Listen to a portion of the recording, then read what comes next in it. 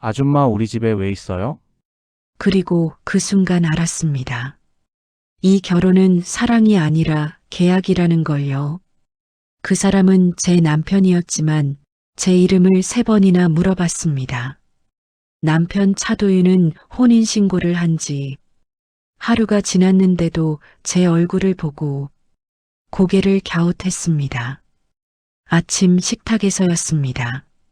저는 그에게 커피를 따라 주었고 그는 제 얼굴을 빤히 바라보았습니다. 시선이 낯설었습니다. 마치 처음 보는 사람을 대하듯. 사연 시작 전 구독과 좋아요를 눌러주시면 이 따뜻한 이야기가 더 많은 분들께 전해집니다. 그리고 지금 어디서 듣고 계신지 댓글로 남겨주시면 여러분이 계신 그곳에 좋은 일이 가득하길 바랍니다. 모든 것은 3달 전부터 시작되었습니다. 어머니의 병원비는 정확히 8천만 원이 필요했습니다. 의사 선생님은 차트를 넘기며 담담하게 말했습니다. 수술비가 3천만 원, 항암 치료비가 5천만 원 정도 예상됩니다. 3천만 원, 5천만 원, 합계 8천만 원. 그 숫자가 제 머릿속을 떠나지 않았습니다. 병실 복도를 걸으며 저는 핸드폰 속 통장 잔고를 확인했습니다. 230만 원. 간병인으로 벌 수 있는 돈으로는 도저히 감당할 수 없는 금액. 저는 밤낮으로 일했습니다. 주간 간병, 야간 간병, 주말 간병. 하루 18시간씩 일해도 한 달에 300만 원이 고작이었습니다. 300만 원으로 8천만 원을 만들려면 26개월이 필요했습니다. 2년 넘게. 하지만 어머니에게는 시간이 없었습니다. 의사는 말했습니다. 늦어도 2달 안에 수술을 해야 합니다. 2달, 60일. 저는 은행을 찾아갔습니다. 대출 상담을 받았지만 결과는 참담했습니다. 신용등급이 낮으시고 담보도 없으시네요. 어렵습니다. 친척들에게 연락했습니다. 하지만 돌아온 건 차가운 거절뿐이었습니다. 우리도 형편이 어려워서 그렇게 큰 돈은 힘들어. 미안하지만 도와줄 수가 없네. 저는 밤마다 어머니 병실 옆 의자에 앉아 울었습니다. 소리 내지 않고 조용히. 어머니가 깨실까봐 숨죽여 울었습니다. 어머니는 산소호흡기를 끼고 누워 계셨습니다. 가늘게 숨을 쉬며 잠들어 계셨죠. 한때 저를 업고 산을 오르던 그 튼튼한 어머니가 이제는 이렇게 작아 보였습니다. 엄마, 저는 어머니의 손을 잡았습니다. 미안해요. 제가 무능해서. 그때 제게 제안이 들어왔습니다. 어느 날 오후 병원 로비에서 누군가 제 이름을 불렀습니다. 김현수 씨? 저는 고개를 들었습니다. 정장을 입은 중년 여성이 서 있었습니다. 단정한 헤어스타일에 진주 목걸이를 한 그녀는 품위가 넘쳤습니다. 누구세요? 저는 차영이라고 합니다. 그녀가 명함을 건넸습니다. 명함에는 삼성그룹 전략기획실이라는 직함이 적혀 있었습니다. 무슨 일로? 잠깐 시간 되시면 이야기 좀 나눌 수 있을까요? 차영이는 부드럽게 미소 지었습니다. 하지만 그 미소는 왠지 차가워 보였습니다. 우리는 병원 근처 카페로 자리를 옮겼습니다. 차영이는 아메리카노를 주문했고 저는 물을 달라고 했습니다. 커피를 살 돈조차 아까웠으니까요. 김현수 씨. 차영이가 입을 열었습니다. 어머니 병원비 때문에 힘드시죠? 제 몸이 굳었습니다. 어떻게 그걸? 알아야 할 건 다 압니다. 그녀는 가방에서 서류 봉투를 꺼냈습니다. 김현수 씨, 28세. 서울시립대학교 간호학과 중퇴. 현재 간병인으로 근무 중. 어머니 김정숙 씨, 60세. 말기 위암 진단. 수술비 8천만 원 필요. 모든 게 적나라하게 드러나 있었습니다. 제 인생이 한 장의 서류로 요약되어 있었습니다. 대체 왜 이런 걸? 제안이 있습니다. 차영이가 서류를 테이블 위에 펼쳤습니다. 결혼만 해주면 어머니 치료비는 우리가 책임지죠. 결혼. 그 단어가 귀에 들어왔을 때 저는 잘못 들은 줄 알았습니다. 네, 제 아들과 결혼해 주세요. 차영이는 차분하게 말했습니다. 그러면 8천만 원, 아니 1억을 드리겠습니다. 어머니 수술비와 당분간 생활비까지 포함해서요. 1억. 그 돈이면 어머니를 살릴 수 있었습니다. 하지만 왜 저한테? 조건이 있습니다. 차영이가 손가락으로 서류를 가리켰습니다. 신분이 낮을 것, 학력이 높지 않을 것, 연고가 많지 않을 것, 그리고 그녀가 잠시 말을 멈췄습니다. 조용히 살 수 있는 사람일 것. 저는 그 모든 조건에 해당했습니다. 대학을 중퇴했고 친척도 거의 없었으며 조용히 살아왔습니다. 상대는 저는 떨리는 목소리로 물었습니다. 누구죠? 제 아들입니다. 차영이가 핸드폰을 꺼내 사진 한 장을 보여줬습니다. 상대는 대기업 창업주의 외아들. 사진 속 남자는 잘생겼습니다. 깔끔한 정장 차림에 단정한 인상이었죠. 차도윤, 32세입니다. 왜 이런 제안을? 제 질문에 차영이의 표정이 굳었습니다. 문제가 하나 있습니다. 그녀가 조심스럽게 말했습니다. 문제는 단 하나. 그 남자는 사고 이후 시간이 멈춘 사람이었습니다. 5년 전 사고가 있었습니다. 차영이의 목소리가 낮아졌습니다. 물에 빠졌다가 늦게 구조됐어요. 그 후로요? 뇌 손상이 있었습니다. 그녀가 커피잔을 내려놓았습니다. 몸은 괜찮습니다. 걷고 먹고 일상생활도 가능해요. 하지만 차영이는 잠시 눈을 감았습니다. 그리고 다시 눈을 떴을 때 그 눈빛은 슬픔으로 가득했습니다. 정신연령이 8살에 머물러 있습니다. 8살. 그 나이가 제 머릿속을 맴돌았습니다. 그러니까 아이라는 말씀이신가요? 성인의 몸에 아이의 마음이 든 거죠. 차영이가 고개를 끄덕였습니다. 위험하지는 않습니다. 순하고 착해요. 다만 혼자서는 살 수 없어요. 그녀의 목소리에 애절함이 묻어났습니다. 누군가 옆에서 돌봐줘야 합니다. 제가 늙어가고 있고 언젠가는 죽을 거예요. 그 전에 아들 옆을 지켜줄 사람이 필요합니다. 저는 말문이 막혔습니다. 이건 결혼이 아니라 간병이었습니다. 생각해 보세요. 차영이가 명함을 하나 더 건넸습니다. 3일 드리겠습니다. 3일 후에 연락 주세요. 그녀는 자리에서 일어났습니다. 하지만 가기 전에 한마디 더 덧붙였습니다. 김현수 씨, 어머니께 시간이 많지 않으시죠? 그 말이 제 가슴을 찔렀습니다. 차영이가 떠난 후 저는 카페에 혼자 남아 한참을 앉아 있었습니다. 물잔의 얼음이 다 녹아 미지근한 물이 되었습니다. 결혼, 1억, 8살 정신연령. 저는 그날 밤 어머니 병실로 돌아갔습니다. 어머니는 잠들어 계셨고 저는 그 옆에 앉아 손을 잡았습니다. 엄마, 저는 속삭였습니다. 나 어떡하면 좋아요? 어머니는 대답하지 못했습니다. 산소 호흡기 소리만 규칙적으로 울렸습니다. 쉭, 쉭. 그 소리를 들으며 저는 결심했습니다. 어머니를 살리기 위해서라면 제 인생쯤은 거래할 수 있다고.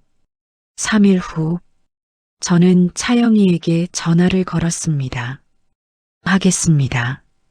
전화기 너머로 잠깐의 침묵이 흘렀습니다. 그리고 차영희의 목소리가 들렸습니다. 현명한 선택입니다. 일주일 후, 저는 차도윤을 처음 만났습니다. 만남의 장소는 차씨 가문의 저택이었습니다. 강남 한복판의 거대한 저택. 경비원이 지키는 정문을 지나 저는 저택 안으로 들어갔습니다. 넓은 정원이 펼쳐졌습니다. 잘 가꿔진 나무들과 분수대, 하얀 대리석으로 된 저택은 마치 궁전 같았습니다. 집사가 저를 안내했습니다. 이쪽으로 오시죠. 저는 긴 복도를 지나 거실로 들어갔습니다. 천장이 높은 거실에는 샹들리에가 걸려 있었고 비싼 그림들이 벽을 장식하고 있었습니다. 기다리세요. 도련님을 모셔오겠습니다. 집사가 사라진 후 저는 소파에 앉아 두 손을 모았습니다. 손바닥에 땀이 났습니다. 떨림을 멈출 수가 없었습니다. 그때였습니다. 발소리가 들렸습니다. 타박, 타박. 누군가 계단을 내려오고 있었습니다. 저는 고개를 들었습니다. 그리고 그를 봤습니다. 차도윤. 사진에서 본 것보다 더 잘생긴 얼굴이었습니다. 단정한 흰 셔츠에 청바지. 하지만 그의 걸음걸이는 어딘가 어색했습니다. 조심조심 계단을 내려오는 모습이 마치 처음 계단을 배우는 아이 같았습니다. 안녕하세요. 저는 일어서서 인사했습니다. 도윤은 저를 바라봤습니다. 그의 눈동자는 맑았습니다. 너무 맑아서 오히려 슬펐습니다. 안녕하세요. 그가 대답했습니다. 목소리는 성인 남자의 것이었지만 억양은 어린아이 같았습니다. 저는 김현수라고 해요. 저는 차도윤이에요. 그가 손을 내밀었습니다. 악수를 했습니다. 그의 손은 따뜻했습니다. 하지만 악수하는 방식이 어색했습니다. 마치 악수가 뭔지 배운 지 얼마 안 된 것처럼요. 앉으세요. 차영희가 나타났습니다. 차 좀 준비하렴, 도윤아. 네. 도윤은 밝게 대답하고 부엌으로 향했습니다. 차영희는 제 맞은편에 앉았습니다. 어떠세요? 생각보다. 저는 말을 잇지 못했습니다. 생각보다 멀쩡해 보이죠? 차영희가 제 말을 이었습니다. 겉으로는 정상입니다. 하지만 대화를 나눠보면 알 거예요. 잠시 후 도윤이 쟁반을 들고 돌아왔습니다. 쟁반 위에는 찻잔 3개와 주전자가 있었습니다. 조심해. 차영희가 말했습니다. 하지만 도윤은 쟁반을 테이블에 놓다가 손을 미끄러뜨렸습니다. 주전자가 기울었고 뜨거운 차가 쏟아졌습니다. 아! 도윤이 비명을 질렀습니다. 차영희가 재빨리 일어나 냅킨을 집었습니다. 괜찮니? 아파요. 도윤의 눈에 눈물이 고였습니다. 손등이 빨갛게 익고 있었습니다. 엄마 아파. 그는 울먹이며 차영희에게 매달렸습니다. 32살 성인 남자가 엄마라고 부르며 울고 있었습니다. 저는 그 광경을 보며 알았습니다. 이게 현실이라는 걸. 이 사람과 결혼한다는 게 어떤 의미인지를. 차영이는 도윤을 달래며 화상연고를 발랐습니다. 괜찮아, 괜찮아. 금방 나을 거야. 정말이요? 정말이야. 도윤은 조금 진정되었습니다. 하지만 여전히 눈물이 볼을 타고 흘렀습니다. 연수 씨한테 미안하다고 해야지. 차영이가 도윤에게 말했습니다. 미안해요. 도윤이 저를 보며 말했습니다. 제가 실수했어요. 괜찮아요. 저는 미소 지으려 애썼습니다. 그날 저는 2시간 정도 그 집에 머물렀습니다. 도윤과 간단한 대화를 나눴고 차를 마셨습니다. 그는 저에게 자기가 좋아하는 만화 이야기를 해줬습니다. 저 요즘 짱구 봐요. 도윤이 신나게 말했습니다. 짱구 진짜 웃겨요. 연수 씨도 봐요? 봤어요. 예전에. 우와, 그럼 같이 봐요. 그의 눈빛은 정말로 순수했습니다. 32살이 아니라 정말 8살 같았습니다. 집으로 돌아오는 길, 저는 버스 안에서 창밖을 바라봤습니다. 해가 지고 있었습니다. 하늘은 주황빛으로 물들어 있었습니다. 핸드폰이 울렸습니다. 차영이었습니다. 생각해 보셨어요? 네. 저는 대답했습니다. 그럼 계약서를 보내드리겠습니다. 일주일 후, 저는 계약서에 서명했습니다. 혼인계약서, 거기에는 명시되어 있었습니다. 계약 기간 최소 3년, 금액 1억 원 계약 즉시 지급, 의무 차도윤의 일상생활 보조 및 동거, 조건 이혼 시 위자료 없음, 계약 파기 시 전액 반환. 저는 펜을 들었습니다. 손이 떨렸습니다. 하지만 서명했습니다. 김현수, 제 이름을 쓰는 순간 제 인생이 바뀌었습니다. 그렇게 저는 차도윤의 아내가 되었습니다. 계약으로 혼인신고를 한 날, 어머니의 수술이 잡혔습니다. 차씨 가문에서 보낸 1억 원이 입금되었고 수술비가 지불되었습니다. 어머니는 수술실로 들어가시며 제 손을 잡았습니다. 연수야, 네 엄마, 고맙다. 엄마가 무슨, 내가 어떻게 이 돈을 마련했는지 묻지 않을게. 어머니의 눈에 눈물이 고였습니다. 하지만 내가 희생한 거 엄마는 알아. 아니에요. 괜찮아요. 저는 거짓말했습니다. 행복해라. 어머니가 마지막으로 말했습니다. 엄마는 그것만 바란다. 수술실 문이 닫혔습니다. 빨간 불이 켜졌습니다. 수술 중 저는 복도 의자에 주저앉았습니다. 그리고 소리내어 울었습니다. 그날 저는 알았습니다. 사랑 없는 결혼이 얼마나 외로운지, 거래로 맺어진 관계가 얼마나 차가운지. 하지만 어머니는 살았습니다. 그것만으로도 충분했습니다. 저는 제 자신에게 다짐했습니다. 3년만 견디자. 3년만. 그 후 저는 차씨 가문의 저택으로 이사했습니다. 제 짐은 많지 않았습니다. 캐리어 2개면 충분했습니다. 집사가 제 방을 안내했습니다. 도련님 방 옆입니다. 방은 넓고 깨끗했습니다. 킹사이즈 침대와 드레스룸, 창문으로는 정원이 보였습니다. 하지만 그 방은 차가웠습니다. 집이 아니라 호텔 같았습니다. 짐을 풀고 있을 때 노크 소리가 들렸습니다. 톡톡톡. 들어오세요. 문이 열렸고 도윤이 얼굴을 내밀었습니다. 안녕하세요. 안녕하세요, 도윤 씨. 여기가 연수 씨 방이에요? 네. 도윤은 방 안으로 들어와 두리번거렸습니다. 우와, 넓다. 제 방이랑 비슷해요. 그는 침대에 폴짝 뛰어 올랐습니다. 푹신해요. 도윤 씨, 저는 조심스럽게 말했습니다. 내려오세요. 왜요? 재밌는데. 여긴 제 방이에요. 아, 도윤은 금세 침대에서 내려왔습니다. 미안해요.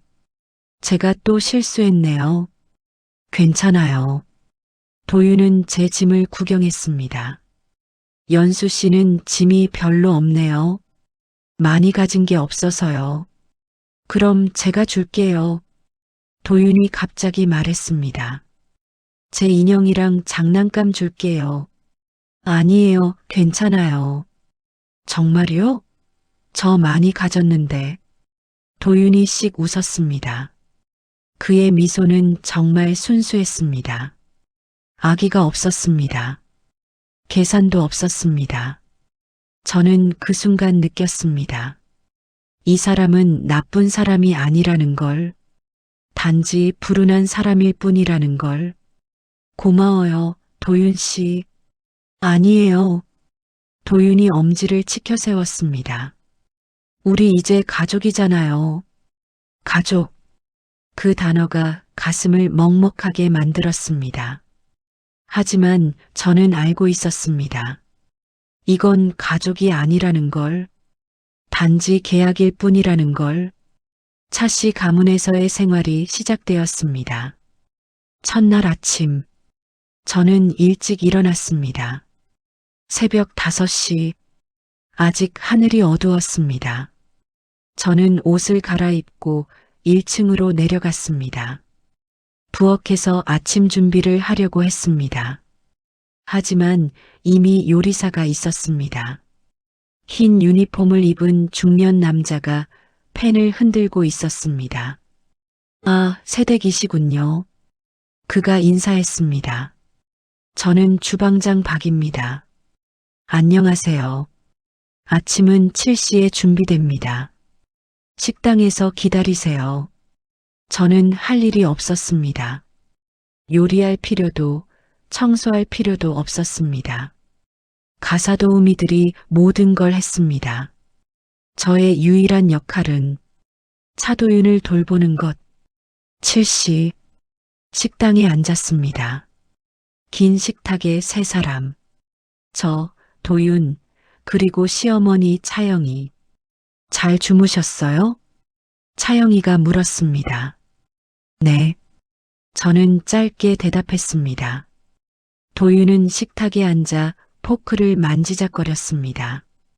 좌우로 포크를 흔들며 장난을 쳤습니다. 도윤아, 그만.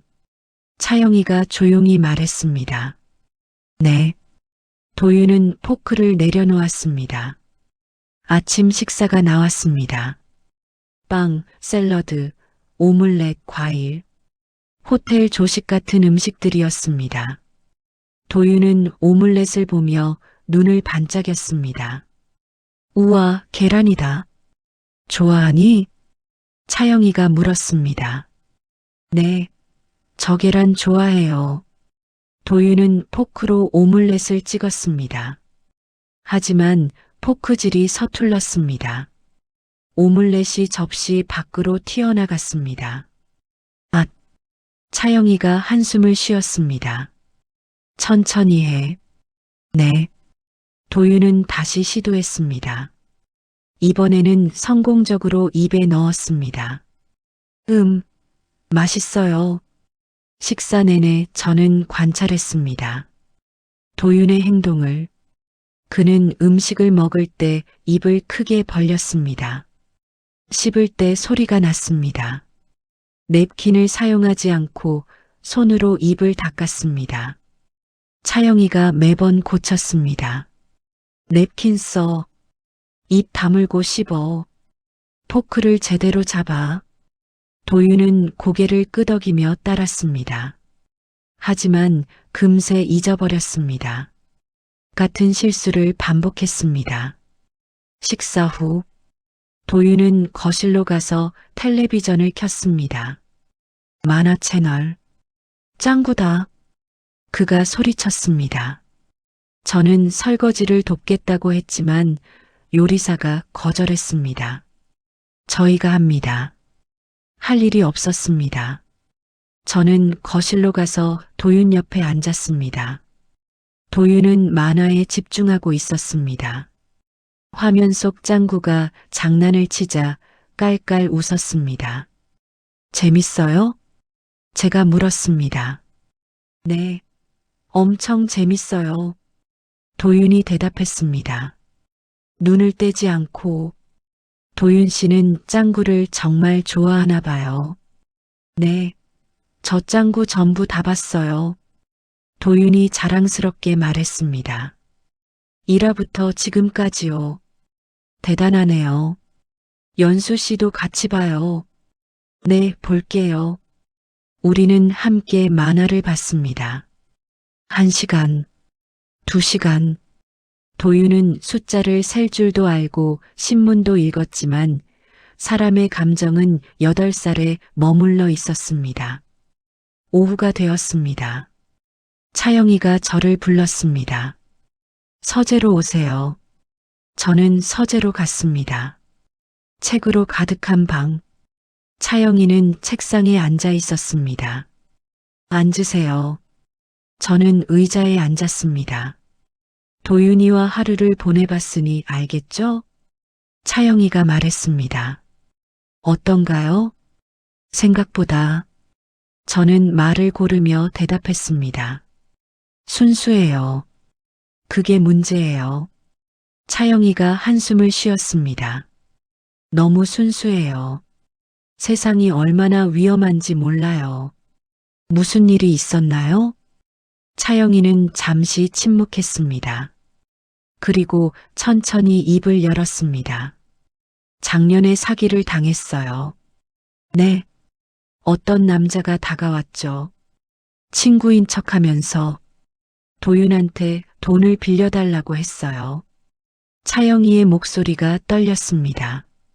도윤은 그냥 줬어요. 3천만 원을. 3천만 원. 저는 숨이 막혔습니다. 그 남자는 사라졌어요. 돈을 들고 신고는 했죠. 하지만 돈은 돌아오지 않았어요.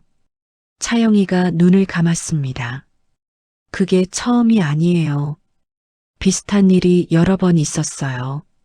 저는 아무 말도 할 수 없었습니다. 그래서 필요해요. 차영이가 저를 똑바로 바라봤습니다. 누군가 옆에서 지켜줄 사람이. 저는 망설였습니다. 잘할 수 있을까요? 잘하셔야 해요. 차영이의 목소리는 단호했습니다. 도윤은 이 세상에서 가장 소중한 사람이에요. 제게는 그 말에 숨겨진 감정이 느껴졌습니다. 어머니로서의 사랑. 하지만 동시에 죄책감도. 저는 고개를 끄덕였습니다. 최선을 다하겠습니다. 고마워요. 차영이가 작게 미소 지었습니다. 처음으로 진심 어린 미소였습니다. 그날 저녁, 저는 도윤과 함께 산책을 나갔습니다. 저택 주변의 산책로, 가로등이 켜지고 저녁 바람이 불었습니다. 도윤은 제 옆에서 걸으며 콧노래를 불렀습니다. 라라라 랄라라. 도윤 씨, 기분 좋아요? 네. 연수 씨랑 같이 걸으니까 좋아요. 저도 좋아요. 정말요? 도윤이 눈을 반짝였습니다. 정말이에요. 도윤은 갑자기 제 손을 잡았습니다. 그럼 손잡고 가요. 손이 따뜻했습니다. 큰 손이었지만 잡는 방식은 어린아이 같았습니다. 우리는 손을 잡고 걸었습니다. 나뭇잎이 바람에 흔들렸고 새들이 지저귀었습니다.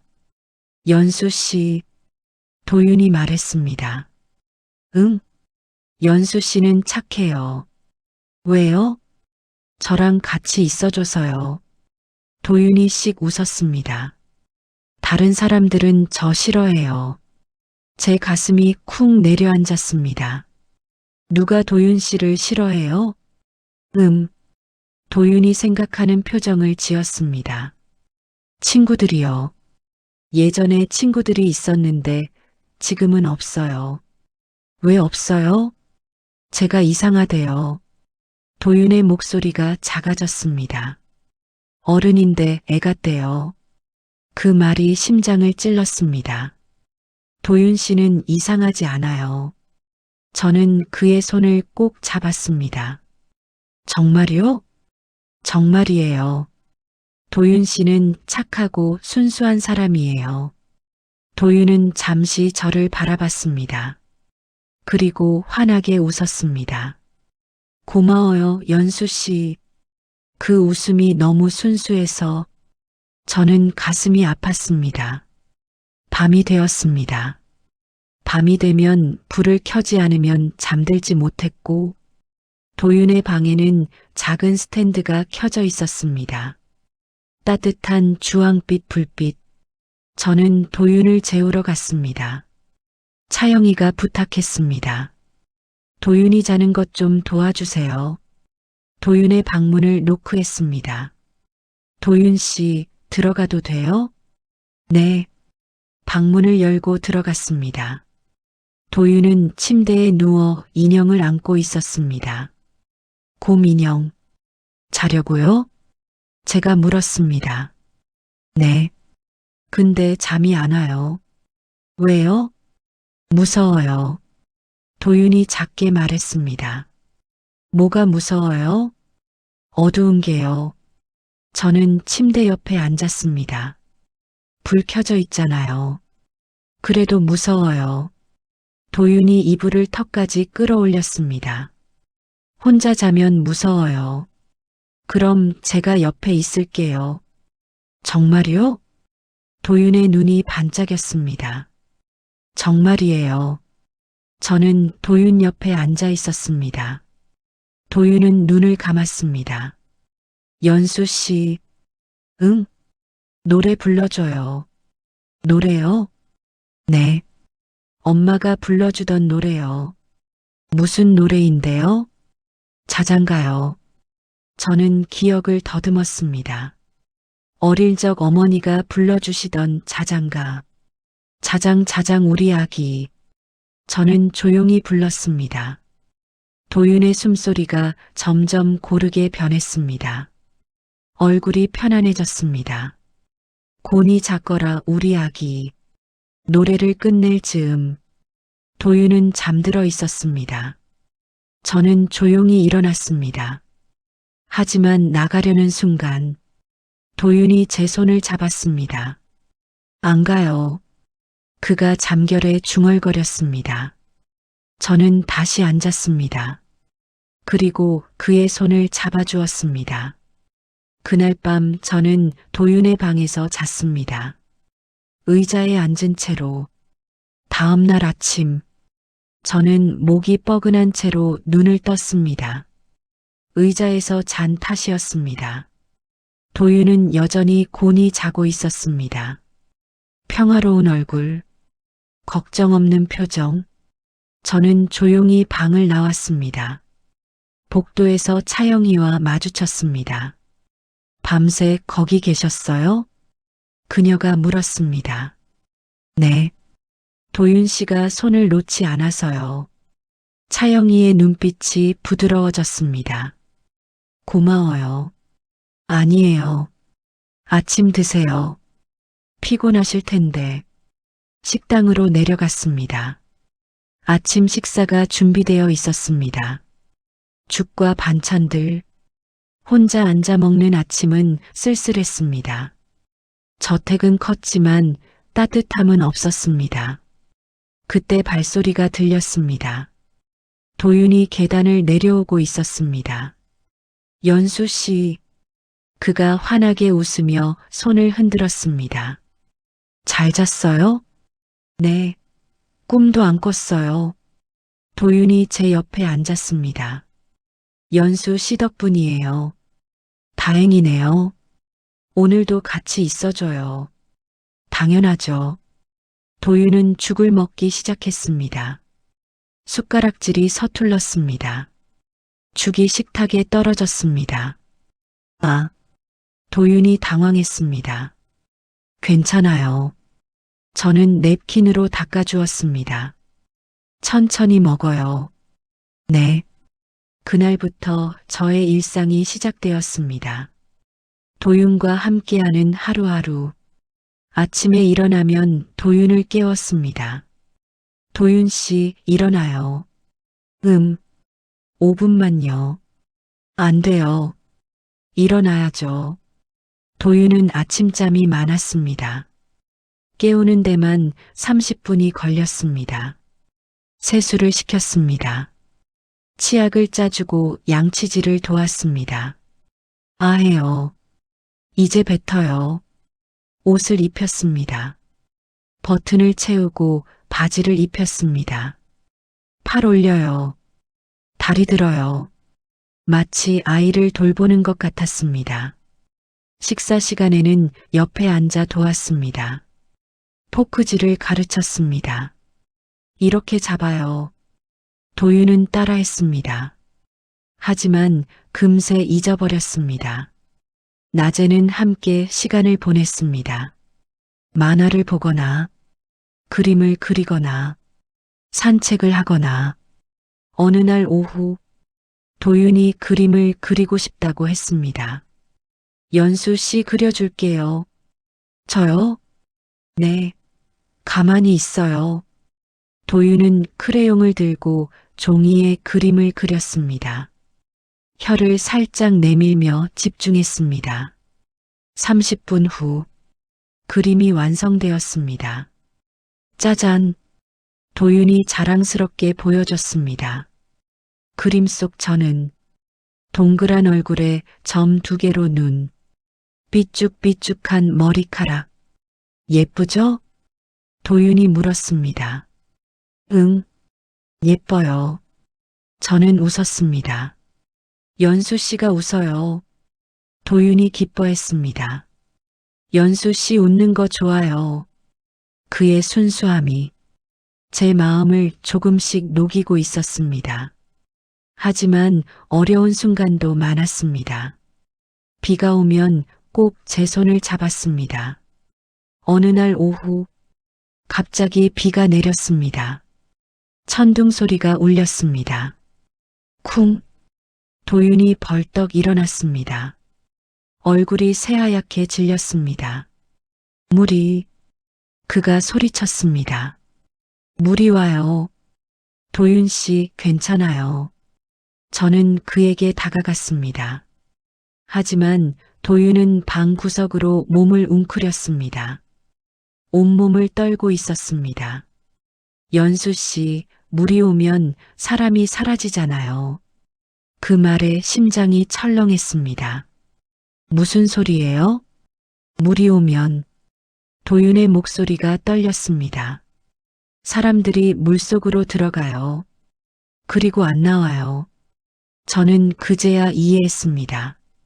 도윤의 사고, 물에 빠졌던 기억. 도윤 씨, 저는 그의 손을 잡았습니다. 여기는 안전해요. 물은 안 들어와요. 정말요? 정말이에요. 제가 지켜줄게요. 도윤은 떨리는 손으로 제 손을 꼭 잡았습니다. 놓지 마요. 안 놓아요. 우리는 그렇게 한참을 앉아 있었습니다. 빗소리가 창문을 두드렸습니다. 천둥이 계속 울렸습니다. 하지만 도윤은 조금씩 진정되었습니다. 제 손을 잡고 있으니 안심하는 것 같았습니다. 그때 차영이가 들어왔습니다. 그녀는 도윤의 모습을 보고 표정이 굳었습니다. 또 그러니 그녀의 목소리에는 안타까움이 묻어났습니다. 엄마, 도윤이 울먹였습니다. 무서워요. 차영이는 도윤 옆에 앉았습니다. 괜찮아. 엄마가 있잖아. 연수 씨도 있어요. 도윤이 말했습니다. 차영이가 저를 바라봤습니다. 그 눈빛에는 감사의 표시가 있었습니다. 비가 그친 후 차영이가 저를 불렀습니다. 서재로 오세요. 서재에서 차영이는 창밖을 바라보고 있었습니다. 도윤이가 물을 무서워하는 이유를 아세요? 사고 때문이죠? 그래요. 차영이가 고개를 끄덕였습니다. 5년 전 일이에요. 그녀는 천천히 이야기를 시작했습니다. 도윤이는 원래 정상이었어요. 똑똑하고 유능했죠. 회사 일도 잘했고 사람들도 좋아했어요. 과거의 도윤, 정상적인 성인. 그때 약혼녀가 있었어요. 서지은이라는 여자였죠. 서지은. 그 이름이 귀에 꽂혔습니다. 둘은 사랑했어요. 결혼 날짜도 잡았고요. 그런데요, 사고가 났어요. 차영이의 목소리가 떨렸습니다. 여름날 저수지에서요. 도윤이가 물에 빠졌어요. 구조되긴 했지만 뇌 손상이 생긴 거군요. 네. 차영이가 눈을 감았습니다. 산소 공급이 끊겨서요. 너무 오래 물속에 있었어요. 얼마나요? 12분. 12분. 그 시간이 도윤의 인생을 바꿨습니다. 그 후로 도윤이는 이렇게 됐어요. 차영이의 눈에서 눈물이 흘렀습니다. 제 아들이 이렇게. 저는 아무 말도 할 수 없었습니다. 약혼녀는 떠났어요. 차영이가 덧붙였습니다. 도윤이가 깨어난 후 바로요. 이별 통보를 하고 사라졌죠. 너무하네요. 사람들은 다 그래요. 차영이가 쓴웃음을 지었습니다. 처음에는 동정하다가 결국 떠나요. 불편하니까요. 그 말이 가슴을 아프게 했습니다. 하지만 연수 씨는 달라요. 차영이가 저를 바라봤습니다. 진심으로 도윤이를 대하는 게 보여요. 저는 그냥 고마워요. 차영이가 제 손을 잡았습니다. 도윤이 곁에 있어줘서요.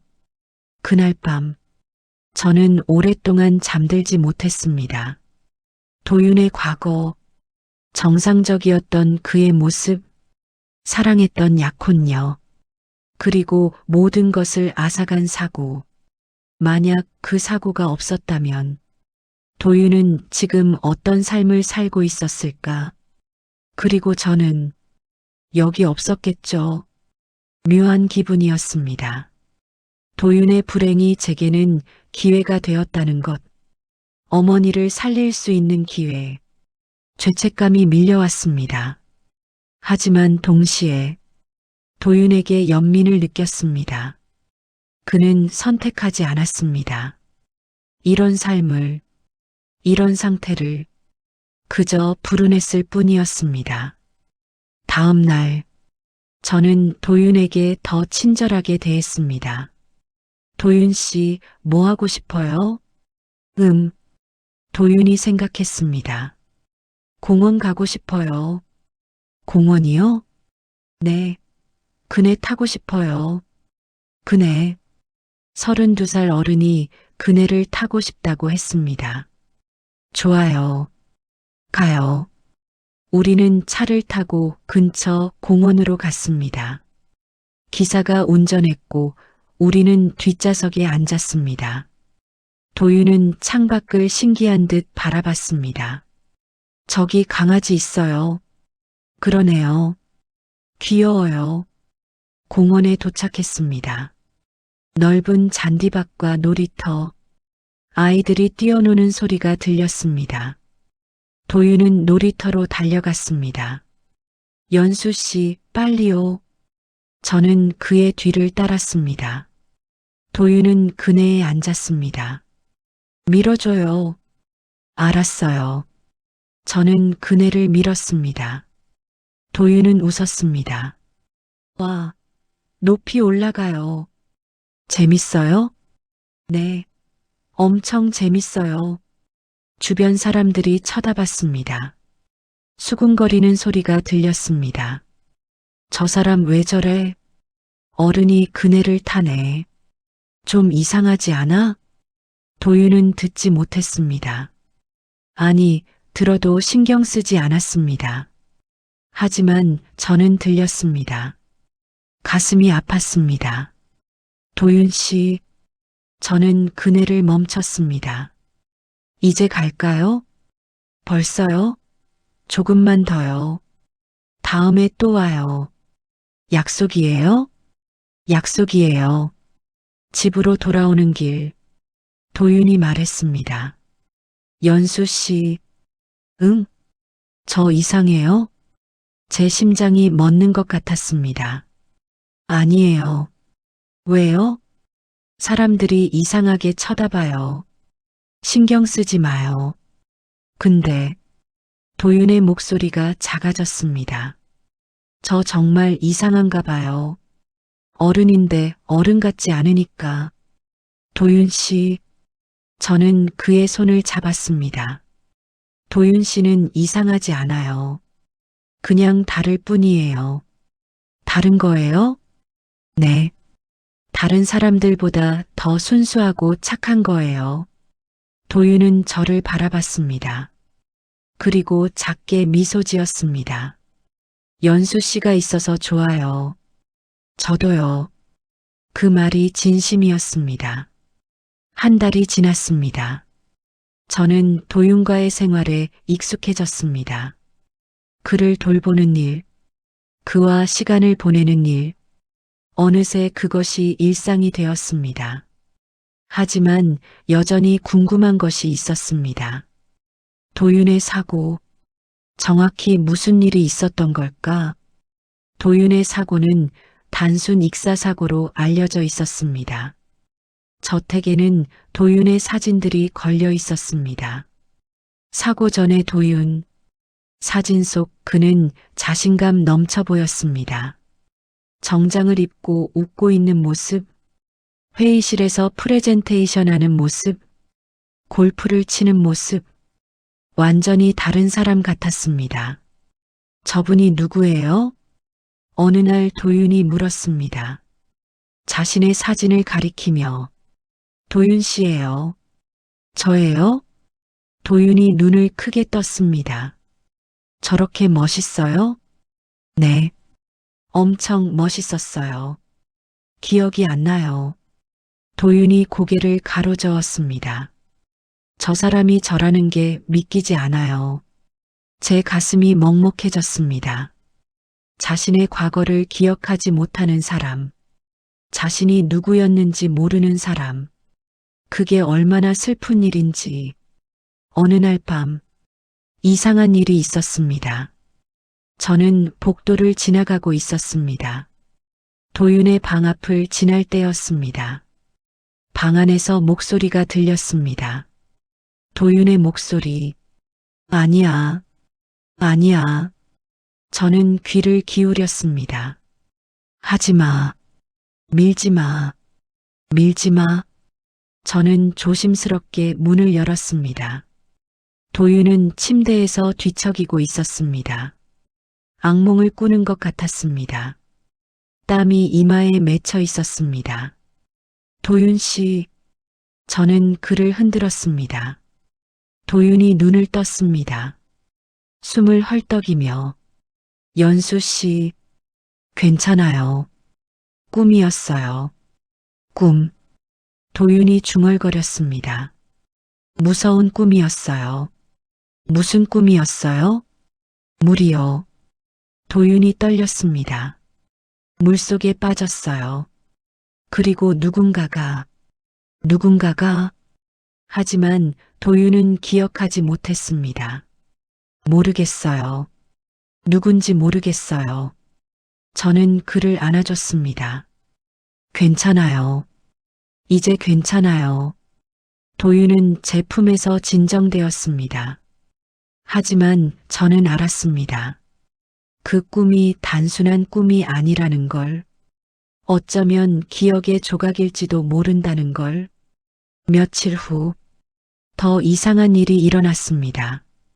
저녁 식사 후 도윤과 거실에서 텔레비전을 보고 있었습니다. 갑자기 도윤이 화면을 멈추게 했습니다. 저 사람, 화면에는 뉴스가 나오고 있었습니다. 한 여성이 인터뷰하는 장면. 저 사람 알아요. 도윤이 말했습니다. 누구예요? 모르겠어요. 근데 알아요. 도윤의 표정이 일그러졌습니다. 싫어요. 저 사람 싫어요. 왜요? 모르겠어요. 그냥 싫어요. 화면 하단에 자막이 떴습니다. 서지은 변호사. 서지은. 도윤의 전 약혼녀. 도윤은 그녀를 기억하지 못했습니다. 하지만 본능적으로 싫어하고 있었습니다. 그날 밤 도윤이 혼잣말처럼 말했습니다. 잠들기 직전이었습니다. 저는 도윤 방에서 책을 읽어주고 있었습니다. 연수 씨, 도윤이 갑자기 말했습니다. 응? 그날 도윤의 목소리가 이상했습니다. 평소와 달랐습니다. 그날 뭐? 그날 누나가 나를 밀었어. 제 손에서 책이 떨어질 뻔했습니다. 뭐라고요? 하지만 도윤은 이미 눈을 감고 있었습니다. 잠든 것 같았습니다. 도윤 씨? 대답이 없었습니다. 저는 얼어붙었습니다. 누나가 나를 밀었어. 그 말이 머릿속을 맴돌았습니다. 누나. 그 누나는 누구일까? 가족도 친척도 아니었습니다. 차영이는 외아들이라고 했습니다. 그렇다면 서지은, 도윤보다 2살 많았던 전 약혼녀. 도윤이 그녀를 누나라고 불렀을 수도 있습니다. 그렇다면 서지은이 도윤을 밀었다는 말인가? 저는 숨이 막혔습니다. 다음 날 저는 차영이에게 물어봤습니다. 사고 당일에 대해 좀 더 자세히 알려주실 수 있나요? 차영이의 표정이 굳었습니다. 왜 갑자기? 그냥 궁금해서요. 도윤 씨를 더 잘 이해하고 싶어서요. 차영이는 잠시 망설였습니다. 그리고 천천히 입을 열었습니다. 5년 전 7월이었어요. 여름이었군요. 도윤이와 지은이가 주말에 저수지로 놀러 갔어요. 둘이서요. 둘이서요? 네. 데이트였죠. 차영이가 창밖을 바라봤습니다. 날씨가 좋았대요. 맑고 화창했다고. 그리고요? 정확히는 모르겠어요. 차영이의 목소리가 떨렸습니다. 지은이 말로는 도윤이가 물에 들어갔다가 발이 꼬여서 빠졌다고 했어요. 서지은 씨가 구조했나요? 그랬다고 했죠. 119에 신고하고 도윤이를 끌어냈다고. 하지만 뭔가 이상했습니다. 그런데 12분이나 걸렸나요? 차영이가 저를 쳐다봤습니다. 그걸 어떻게? 전에 말씀하셨잖아요. 12분 동안 물속에 있었다고. 아, 차영이가 고개를 끄덕였습니다. 그게 이상한 점이에요. 이상한 점이요? 신고 기록을 봤어요. 사고 발생 후 12분 뒤에 신고가 들어왔더라고요. 12분. 왜 그렇게 늦었을까요? 지은이는 당황해서 그랬다고 했어요. 어떻게 해야 할지 몰라서 시간이 지났다고. 하지만 석연치 않았습니다. 사람이 물에 빠졌는데 12분이나 기다렸다? 그리고 그 장면을 시어머니는 보고 있었습니다. 차영이의 얼굴이 창백해졌습니다. 네. 어머님도 거기 계셨나요? 차영이는 오랫동안 침묵했습니다. 그리고 천천히 고개를 끄덕였습니다. 네. 저도 그 저수지에 있었어요. 어떻게요? 우연이었어요. 차영이가 눈을 감았습니다. 그날 저도 그 근처를 지나가고 있었어요. 산책을 하다가, 그럼, 봤어요. 차영이의 목소리가 갈라졌습니다. 지은이가 도윤이를 밀는 걸 세상이 멈춘 것 같았습니다. 밀었다고요? 네. 눈물이 차영이의 볼을 타고 흘렀습니다. 싸우고 있었어요. 둘이 무슨 이야기인지는 몰라요. 너무 멀리 있어서. 그리고요? 지은이가 도윤이를 밀었어요. 물속으로. 차영이가 손으로 얼굴을 가렸습니다. 저는 소리쳤어요. 뛰어갔어요. 하지만 너무 멀었어요. 그때 바로 구조하셨나요? 못했어요. 차영이가 흐느꼈습니다. 물이 깊었어요. 저는 수영을 못해요. 119를 불렀어요. 하지만 12분이 걸렸군요. 네. 차영이가 무너졌습니다. 제 잘못이에요. 제가 빨리 구했어야 했어요. 저는 충격에 빠졌습니다. 서지은이 도윤을 밀었다. 차영이가 그걸 목격했다. 하지만 구조가 늦어졌다. 서지은 씨는요? 왜 그냥 놔뒀나요? 모르겠어요. 차영이가 고개를 저었습니다. 저도 이해가 안 돼요. 왜 그랬는지. 경찰에는 신고 안 하셨나요? 차영이는 대답하지 않았습니다. 왜요? 증거가 없었어요. 차영이가 작게 말했습니다. 제 목격만으로는 부족했어요. 지은이는 사고였다고 주장했고, 하지만 어머님이 봤잖아요. 누가 믿겠어요? 차영이가 쓴웃음을 지었습니다. 어머니의 증언을 객관적 증거 없이 그래서 그냥 넘어가신 거예요? 아니에요. 차영이의 눈빛이 차가워졌습니다. 지은이한테 경고했어요. 다시는 나타나지 말라고. 도윤이 곁에 얼씬도 하지 말라고. 그래서 떠난 거군요. 네. 빠르게 떠났죠. 흔적도 없이. 저는 혼란스러웠습니다. 왜 서지은은 도윤을 밀었을까? 사랑했던 사람을, 결혼하려던 사람을, 혹시? 저는 조심스럽게 물었습니다. 왜 밀었는지 아시나요? 차영이는 고개를 저었습니다. 모르겠어요. 지은이는 아무 말도 안 했어요. 하지만 뭔가가 있었습니다. 숨겨진 이유가. 저는 진실을 알아내야겠다고 생각했습니다. 연수는 도윤의 사고 기록을 파헤치기 시작했고 며칠 밤을 고민했습니다. 이걸 파헤쳐야 할까? 그냥 모른 척 살아야 할까? 하지만 도윤의 얼굴이 떠올랐습니다. 순수한 그의 눈빛. 연수 씨가 있어서 좋아요. 그 말이 제 마음을 움직였습니다.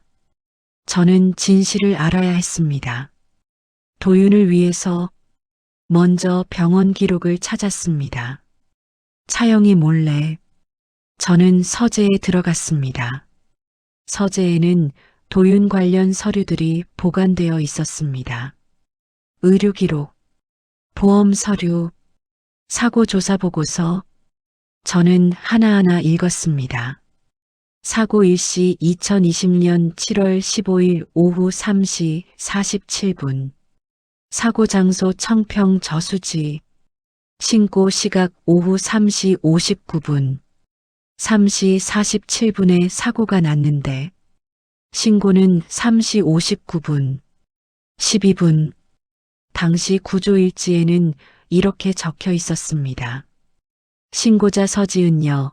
당시 30세의 진술에 따르면 피해자 차도윤남 당시 27세의 저수지에서 수영 중 익수 신고자가 구조 시도했으나 실패. 119 신고 후 구조대 도착 시까지 피해자는 수중에 있었음. 구조 시도했으나 실패. 그 말이 의심스러웠습니다. 저는 더 파고들었습니다. 목격자 진술서를 찾았습니다. 차영희의 진술. 오후 3시 45분경 저수지 산책로를 걷고 있었음. 약 50m 거리에서 남녀 2명이 물가에 있는 것을 목격. 남성이 물에 들어가는 것을 봄. 이후 여성과 남성 사이에 다툼이 있었던 것으로 보임. 정확한 내용은 거리상 들리지 않음. 남성이 물속으로 들어간 후 여성이 그 자리에서 움직이지 않음. 약 5분 후 여성이 핸드폰을 꺼내는 것을 목격. 5분 후, 5분 동안 서지은은 가만히 서 있었다는 것입니다. 사람이 물에 빠졌는데, 그리고 목격자 진술에서 또 다른 부분을 발견했습니다. 남성과 여성 사이에 신체 접촉이 있었던 것으로 보임. 여성이 손을 뻗는 동작을 취했고 남성이 뒤로 물러나다 물속으로 떨어짐. 병원 기록, 당시 구조일지, 목격자 진술에서 하나의 공통점을 찾습니다. 신고가 12분 늦었다. 그 12분 동안 도윤은 물속에 있었고, 그리고 저는 한 가지 더 발견했습니다. 사고 전 도윤의 휴대전화 기록, 통화 내역이 복원되어 있었습니다. 사고 당일 오전, 도윤과 서지은 사이에 여러 통화가 있었습니다. 통화 시간들이 짧았습니다. 1분, 30초, 2분, 싸우고 있었던 것 같았습니다. 그리고 마지막 통화, 오후 2시 30분, 15분 통화. 그 통화 직후 둘은 저수지로 갔습니다. 무슨 이야기를 했을까? 저는 더 조사했습니다. 서지은에 대해 인터넷 검색, SNS, 뉴스 기사. 서지은은 현재 변호사였습니다. 성공한 커리어우먼.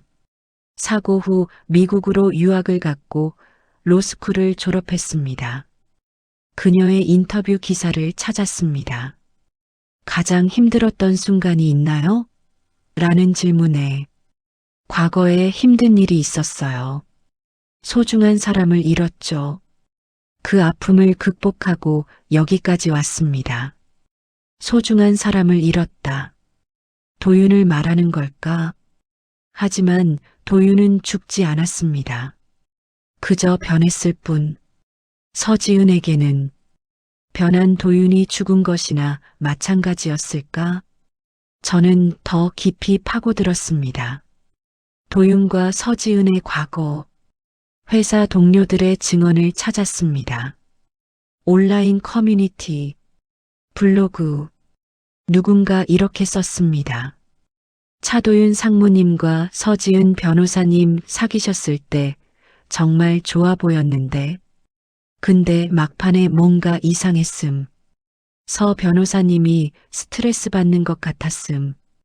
또 다른 글. 서지은 씨 회사 그만두던 날 우는 거 봤음. 뭔가 있었던 듯. 그리고 결정적인 글. 도윤 씨 사고 나기 일주일 전쯤. 서지은 씨한테 다른 남자 있다는 소문 돌았음. 확실하진 않지만 다른 남자. 저는 그 선택을 한 사람은 아들을 잃기 싫었던 어머니였습니다. 심장이 뛰기 시작했습니다. 혹시 서지은이 도윤을 떠나려 했던 걸까? 다른 사람 때문에. 그리고 그날 저수지에서 도윤에게 이별을 고했던 걸까? 싸움이 있었고, 감정이 격해졌고, 서지은이 도윤을 밀었다. 우발적으로, 혹은 계획적으로. 저는 더 확실한 증거가 필요했습니다. 며칠 후, 저는 청평 저수지로 갔습니다. 혼자서 차를 렌트해서 사고 현장을 직접 보고 싶었습니다. 저수지는 조용했습니다. 한적한 산속, 맑은 물, 아름다운 곳이었습니다. 하지만 여기서 도윤의 인생이 바뀌었습니다. 저는 물가를 걸었습니다. 사고 지점을 찾아서 구조 보고서에 GPS 좌표가 있었습니다. 그곳에 섰습니다. 물은 깊어 보였습니다. 아래가 보이지 않을 정도로 여기서 12분, 산소 없이 12분을 버텼다는 것이 기적이었습니다. 하지만 뇌는 돌이킬 수 없는 손상을 입었습니다. 저는 주변을 둘러봤습니다. 산책로가 보였습니다. 차영이가 서 있었던 곳, 거리를 재어봤습니다. 약 50m, 충분히 볼 수 있는 거리. 하지만 소리는 들리지 않을 거리. 저는 상황을 재구성했습니다. 오후 3시 45분, 도윤과 서지은이 물가에 서 있습니다. 싸우고 있습니다. 무슨 이야기를 했을까? 헤어지자.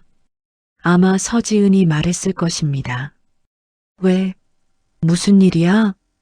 도윤이 물었을 것입니다. 다른 사람이 있어. 서지은의 고백. 뭐라고? 도윤의 충격. 감정이 격해졌을 것입니다. 도윤이 다가갔고 서지은이 밀쳤습니다. 떨어져. 도윤이 비틀거렸고 물속으로 떨어졌습니다. 물이 깊었습니다. 도윤은 수영을 잘했지만 갑작스러운 충격에 뭔가 잘못되었습니다. 물속으로 가라앉았습니다. 서지은은 당황했습니다. 어떻게 해야 할지 몰랐습니다. 5분을 망설였습니다. 그리고 차영이를 봤습니다. 멀리서 달려오는 차영이를 그제야 신고했습니다. 하지만 너무 늦었습니다. 12분. 저는 눈을 감았습니다. 모든 게 명확했습니다. 서지은의 선택, 차영이의 목격, 그리고 12분의 지연. 그 12분 동안 도윤의 뇌는 산소 부족으로 손상되었습니다. 그리고 차영이는 왜 서지은을 처벌하지 않았을까? 증거 부족? 아니면 다른 이유가 있었을까? 집으로 돌아왔을 때 차영이가 저를 기다리고 있었습니다. 어디 다녀왔어요? 산책했어요. 차영이는 저를 날카롭게 바라봤습니다. 청평 저수지예요? 제 얼굴이 굳었습니다. 어떻게? 기사한테 들었어요. 차영이가 한숨을 쉬었습니다. 렌트카 기록도 봤고요. 죄송해요. 왜 갔어요? 진실이 알고 싶어서요. 차영이는 오랫동안 침묵했습니다. 그리고 천천히 입을 열었습니다. 다 알았나요? 어느 정도요? 그럼 묻겠어요. 차영이가 저를 똑바로 바라봤습니다. 왜 서지은을 고소하지 않았는지 궁금하죠? 네. 차영이는 창밖을 바라봤습니다. 오랜 시간 침묵했습니다. 그리고 말했습니다. 도윤이 때문이에요. 도윤 씨요? 네. 차영이의 목소리가 떨렸습니다. 재판을 하면 모든 게 드러나요. 도윤이가 버림받았다는 사실, 서지은에게 배신당했다는 사실. 하지만 도윤이가 알면 어떻게 될까요? 차영이가 저를 바라봤습니다. 지금도 서지은을 완전히 기억 못하지만 본능적으로 싫어하잖아요. 만약 진실을 알게 되면 저는 말문이 막혔습니다. 더 망가질 거예요. 차영이가 울었습니다. 사랑했던 사람이 자기를 밀어서 이렇게 됐다는 걸 알면 견딜 수 있을까요? 그래서 묻었어요. 모든 걸. 차영이가 눈물을 닦았습니다. 도윤이를 지키기 위해서요. 저는 이해할 수 있었습니다. 어머니로서의 선택. 하지만 동시에 그게 옳은 선택이었을까? 도윤 씨는 알 권리가 있지 않을까요? 아니에요. 차영이가 단호하게 말했습니다. 모르는 게 나아요. 그냥 사고로 알고 사는 게.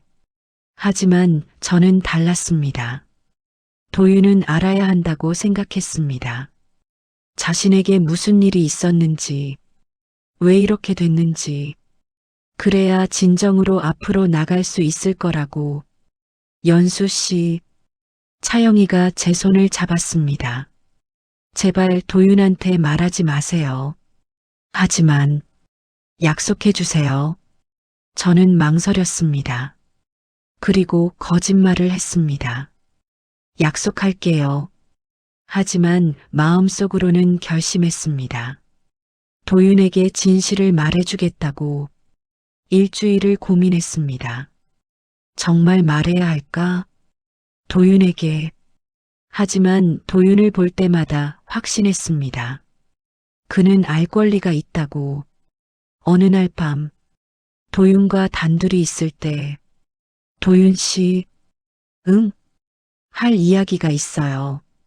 도윤은 만화책에서 눈을 떼고 저를 바라봤습니다. 무슨 이야기? 도윤 씨 사고에 대해서요. 도윤의 표정이 굳었습니다. 사고요? 네. 5년 전 저수지 사고. 그거. 도윤이 불편한 표정을 지었습니다. 기억 안 나는데요. 알아요. 하지만 제가 알아낸 게 있어요. 뭔데요? 저는 천천히 이야기했습니다. 서지은 이야기, 사고 당일 이야기, 12분 이야기. 도윤은 조용히 들었습니다. 표정이 점점 굳어졌습니다. 그러니까 도윤이 떨리는 목소리로 말했습니다. 지은 누나가 나를 밀었다는 거예요? 네. 왜요? 헤어지려고 했던 것 같아요. 다른 사람이 있어서. 도윤의 눈에 눈물이 고였습니다. 지은 누나가. 미안해요. 말하지 말아야 했나? 아니에요. 도윤이 고개를 저었습니다. 알려줘서 고마워요. 도윤은 한참을 아무 말 없이 앉아 있었습니다. 눈물이 볼을 타고 흘렀습니다. 그래서 난 이렇게 된 거예요? 네. 사랑했던 사람 때문에. 도윤 씨. 도윤은 처음으로 또렷한 눈으로 말했습니다. 엄마는 나를 살린 게 아니라 나를 가둔 거예요. 그 말에 심장이 멎는 것 같았습니다. 무슨 말이에요? 엄마는 진실을 알고 있었잖아요. 근데 숨겼어요. 도윤의 목소리가 명료했습니다. 평소와 달랐습니다. 나한테 선택할 권리를 주지 않았어요. 그냥 가뒀어요. 모르는 게 편하다고. 이렇게 사는 게 낫다고. 도윤 씨, 지금 정상이냐고요? 도윤이 씁쓸하게 웃었습니다. 잘 모르겠어요. 근데 지금은 명확해요. 내가 뭘 해야 하는지. 도윤이 일어났습니다. 어디 가요? 엄마한테 가요. 저는 도윤을 따라갔습니다. 도윤은 차영이의 방으로 갔습니다. 문을 두드렸습니다. 엄마. 도윤아? 무슨 일이니? 문이 열렸습니다. 차영이가 나왔습니다. 엄마. 도윤이 차영이를 똑바로 바라봤습니다. 나 알아요. 다. 차영이의 얼굴이 창백해졌습니다. 뭘 알아? 지은 누나 이야기요. 사고 이야기요. 12분 이야기요. 차영이가 저를 쏘아봤습니다. 연수 씨가 말했어요? 그건 중요하지 않아요. 도윤이 말했습니다. 중요한 건 엄마가 나한테 거짓말했다는 거예요. 도윤아, 엄마는 나를 지킨 게 아니라 가둔 거예요. 도윤의 목소리가 떨렸습니다. 진실을 알 권리, 선택할 권리, 다 빼앗았잖아요. 그건 차영이가 울었습니다. 너를 위해서였어. 진실을 알면 더 아플까봐. 그건 엄마가 결정할 일이 아니에요. 도윤이 단호하게 말했습니다. 내 인생이에요. 내가 선택해야죠. 도윤아, 제발. 저 이제 여기 안 있을 거예요. 연수는 그를 데리고 집을 나왔고, 그날 밤, 우리는 짐을 쌌습니다. 많지 않았습니다.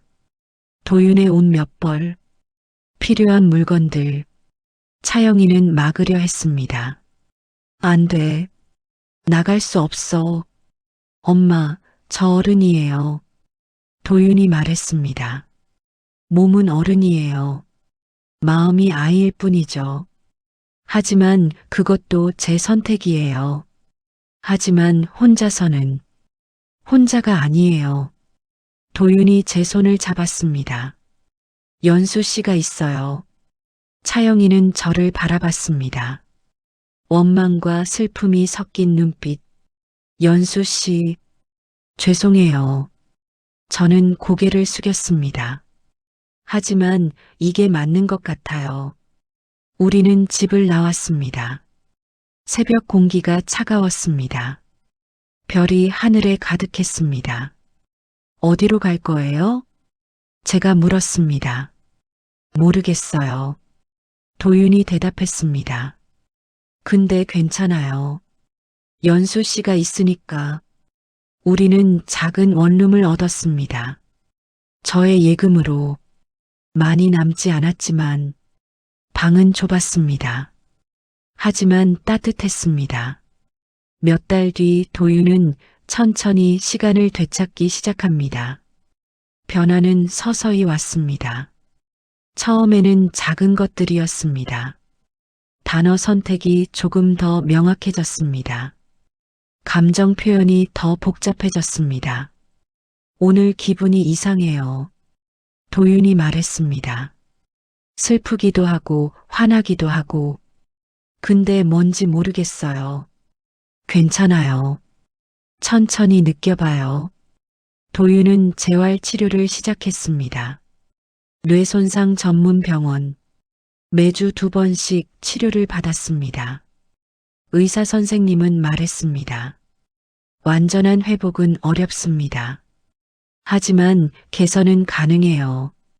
도윤은 열심히 했습니다. 인지 훈련, 언어 치료, 작업 치료. 저는 옆에서 지켜봤습니다. 응원했습니다. 잘하고 있어요, 도윤 씨. 고마워요, 연수 씨. 시간이 흘렀습니다. 3달, 6달, 1년. 도윤은 변했습니다. 완전한 회복은 아니었지만 이제 그는 자신의 선택을 말할 수 있는 사람이 되었습니다. 연수 씨, 어느 날 도윤이 말했습니다. 응, 저 이제 일해보고 싶어요. 일요? 네. 뭐든 좋아요.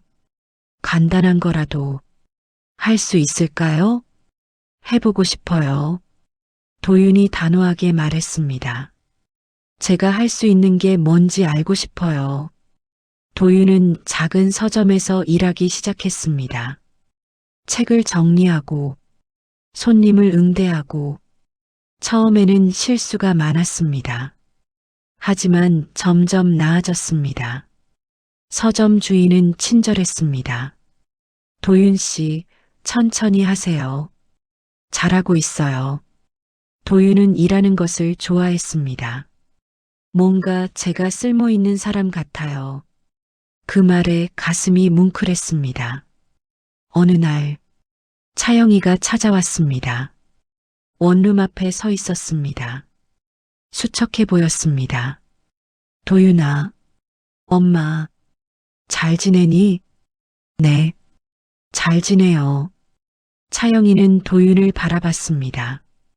눈물이 고였습니다. 많이 좋아졌구나. 네. 이제 일도 해요. 정말? 차영이가 놀란 표정을 지었습니다. 네. 서점에서 일해요. 대단하구나. 침묵이 흘렀습니다. 엄마. 도윤이 먼저 입을 열었습니다. 화 안 났어요. 응? 엄마한테요.